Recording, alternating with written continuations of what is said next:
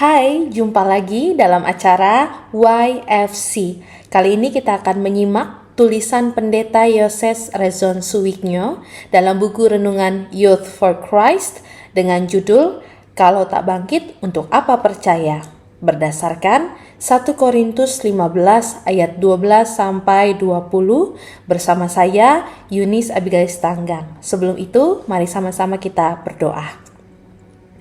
Tuhan Yesus yang baik, terima kasih untuk semua kebaikan Tuhan yang boleh kami rasakan dalam kehidupan kami. Ada suka, duka silih berganti, tapi dalam setiap musim kehidupan kami, Tuhan senantiasa beserta.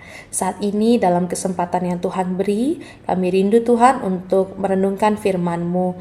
Tolong kami agar kami punya hati dan pikiran yang terarah pada Tuhan, sehingga setiap kata dapat benar-benar tertanam dalam diri kami, menjadi kekuatan dan juga panduan bagi kami untuk meneruskan kehidupan kami. Kami serahkan permenungan kami ke dalam tuntunan tangan Tuhan Yesus Kristus. Amin.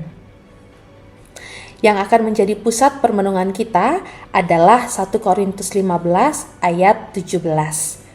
Saya akan bacakan bagi kita semua. Jika Kristus tidak dibangkitkan, sia-sialah kepercayaan kamu dan kamu masih hidup dalam dosamu. Iman dapat dijalani hanya sebagai formalitas belaka. Kita dapat terbiasa berdoa, mengikuti ibadah, dan mengaku percaya, tetapi pada kenyataannya menyimpan banyak pertanyaan tentang keberadaan Tuhan. Apabila respons kita keliru, kita akan terus hidup dalam keraguan dan bahkan dapat kehilangan kepercayaan kepada Tuhan. Keraguan juga pernah dialami oleh jemaat di Korintus. Mereka meragukan kebangkitan Kristus. Bagaimana mungkin manusia yang telah mati dapat hidup kembali?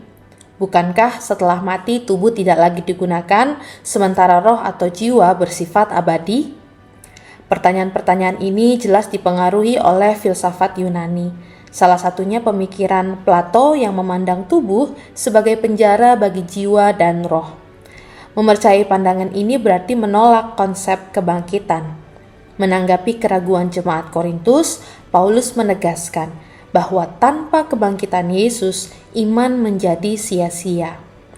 Yesus tidak hanya bangkit dan menampakkan diri kepada banyak orang sebagai fakta sejarah, tetapi juga membangkitkan pengharapan agar manusia tetap melangkah menjalani kehidupan. Iman bukan sekadar mimpi atau angan-angan dalam imajinasi, melainkan respons terhadap kebenaran. Yesus yang bangkit menegaskan bahwa ia bukan Tuhan di dunia orang mati.